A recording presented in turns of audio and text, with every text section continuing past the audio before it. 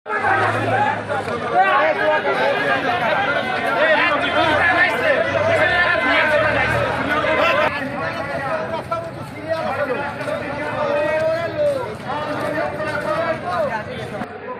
BNP নামে মিথ্যা অপবাদ দিয়ে যাচ্ছে। আমাদের ভারপ্রাপ্ত চেয়ারম্যান তারেক রহমানের নামে তুচ্ছারচনা করছে। তারা কি করছে?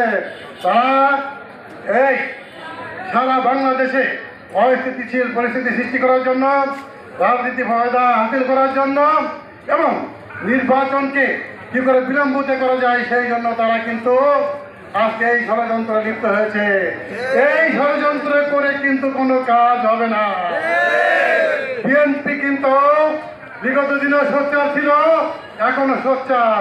আপনাদেরকে চিন্তা করতে হবে, যারা আন্দোলন সংগ্রাম করছেন, বিএনপির বিরুদ্ধে উচ্চারণা করছেন, আপনাদের চিন্তা করতে হবে যে আপনাদের এই বাংলাদেশে কত পার্সেন্ট ভোট আপনাদের আছে। আপনারা কি দেখেছেন? দেখেন নাই। দেখলে কিন্তু আজকে এরকম মিথ্যা উচ্চারণা করতেন না। সারা বাংলাদেশে আপনাদের কিন্তু 10%-এর বেশি কোনো ভোট নাই। আপনারা কি করেন? গতকালকে বলেছি, পরগাছার মতো এক একজনের কাঁধে ভর করে ক্ষমতা আসার চেষ্টা করেন। আরে ভাই, পরগাছা হয়ে কোনোদিন এই দেশের রাষ্ট্রীয় ক্ষমতা আসা যাবে না। বাংলাদেশের লোক এটা মেনে নেবে না।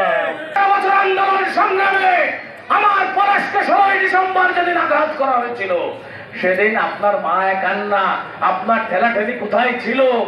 যেদিন আমাকে, বাবুকে সহ লোহাগড়ার 10 জনকে ফরিদপুরে কারাগারে নিয়ে বাথরুমের কাছে শুয়ে আমাকে রাইফেল দিয়ে ছুঁড়ে দিলে বলেছিল তোকে টাকায় আমি তখন অথরে বলেছিলাম, আমি উপজেলা চেয়ারম্যান, জেলা বিএনপি সেক্রেটারি, আমাকে ক্ষমা করুন, আমাকে অস্ত্র মামলা দিয়েন না।